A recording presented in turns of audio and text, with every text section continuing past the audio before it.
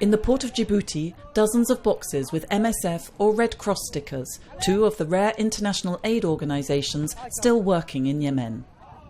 They're sharing the same boat, as this is the only way to get to Aden, the largest city in the south that has been badly hit by the fighting. Le problème, c'est que l'aéroport d'Aden est complètement détruit. The problem is that Aden Airport has been totally destroyed, so the only way in is by boat. We're lucky to be able to dock, but the port of Aden itself is quite dangerous. La semaine dernière, c'était Last week, the day before we got there, a boat transporting refugees was sunk. It's been 3 months since the fighting began. On one side are the Houthi rebels who have taken control of much of the country, and on the other, forces loyal to the president and the Saudi Arabia-led international coalition. A ceasefire agreement, signed at the end of May, officially lasted 5 days, but the hostilities never really stopped.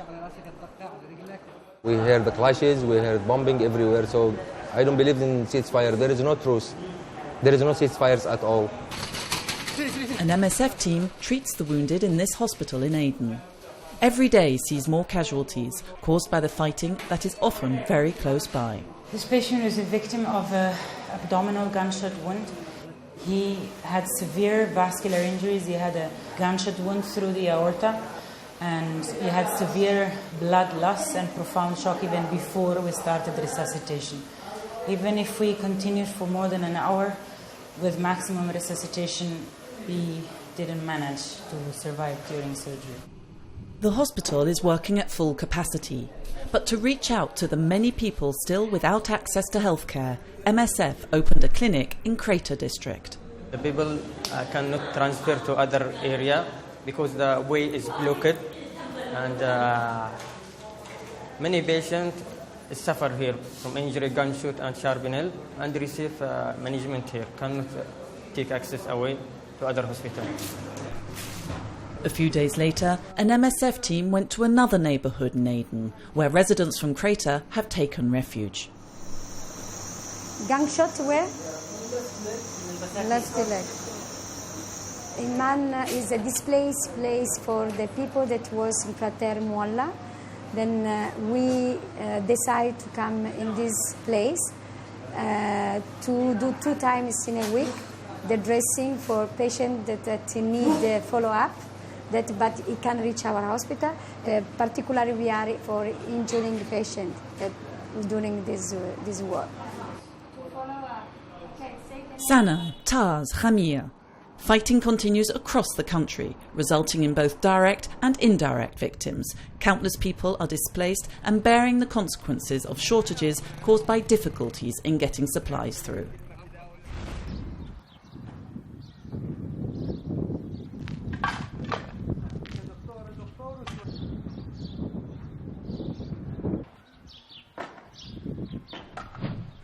In the north and centre of Iraq, it's the civilians who bear the brunt of the conflict.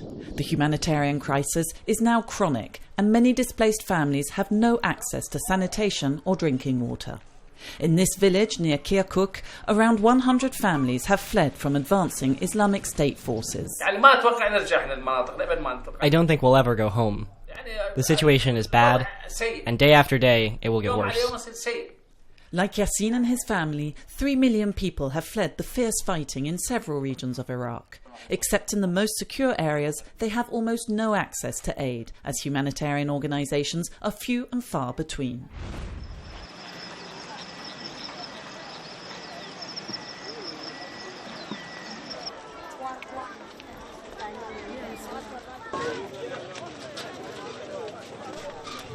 These women carry everything they own on their heads.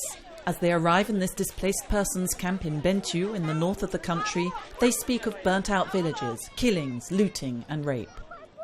The camp is under United Nations protection, but even then, it is no safe haven for the thousands of refugees as the fighting continues right outside. The violence-related cases we received were mainly those who got the injuries while they were in the village. They were got by a shell and also stray bullet, The second kind of injuries, these are patients we are receiving from the protection of civilians that are here in the United States, here in Bentiu. They got injuries from stray bullets, where even they are still in the two course within the protection of civilians. Compared to previous months, the number of new patients arriving at MSF's hospital in Bentiu tripled in April, and the onset of the rainy season in these overcrowded camps will further worsen an already dire humanitarian emergency.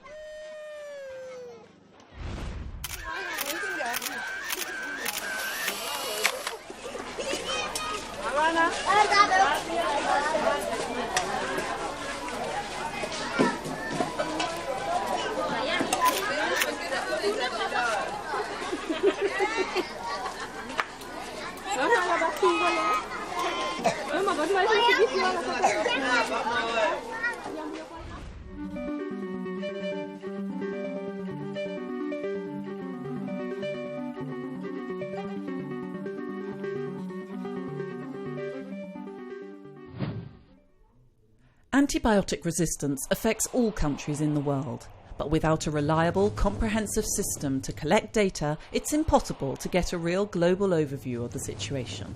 So let's focus on one particular region, the Middle East. In its hospital in Amman in Jordan, MSF treats casualties from Iraq and Syria and has observed that around 50% of its patients suffer from a multi-drug resistant germ infection. Why? The context first. Population displacements caused by conflict foster the propagation of bacteria. Moreover, the destruction of hospitals and poor hygiene result in the wounded being treated in unsanitary environments. But it also stems from a more global phenomenon: antibiotics being overprescribed by doctors, being available off the shelf in stores, and being misused by patients.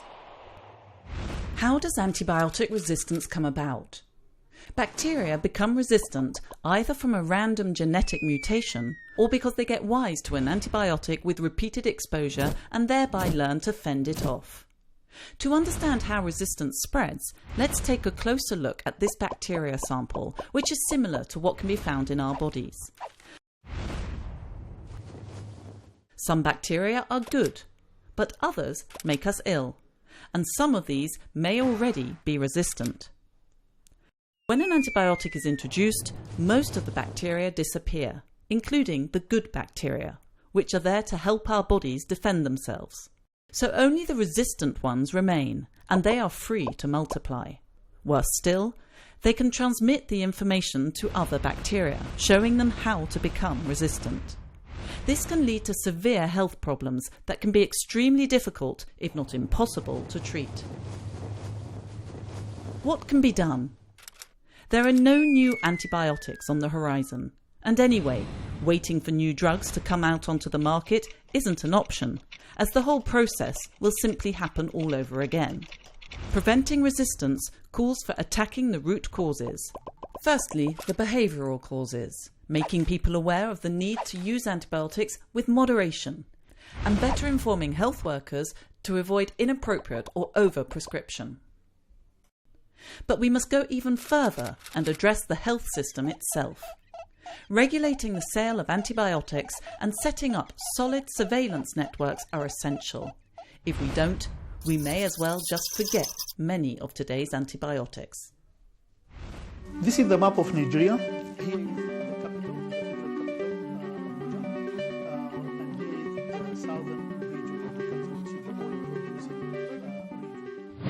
Since 2009, there is a fighting between the Nigerian army and a group called Boko Haram. Around 1.5 million people displaced from their villages and towns in Borno State and the neighboring states. More than 14,000 people were killed. Unfortunately, the crisis that big didn't have any strong presence in the international agenda. And I think the human cost of this crisis was so huge that it should draw the attention of everyone in the world. Unfortunately, the behavior of the media, of the international media with the Nigerian problem was very selective. It was mentioned only the Chibok girls, around 200 more than 200 girls were kidnapped from a school. it shouldn't be a surprise if you know that that was not the first time this number of girls kidnapped in the northeast of Nigeria, and it won't be the last as well. So the killing was indiscriminate, the kidnapping was indiscriminate, and it happened all the time there. Unfortunately, it was highlighted only once or twice, not more than that. And I think the international community should realize that there is a huge crisis on the make and ongoing now in the country, and the response should be even better. We need more engagement of the international community in this crisis. Otherwise, the human cost will be huge, more than what we are seeing now, and it will not stop anytime soon.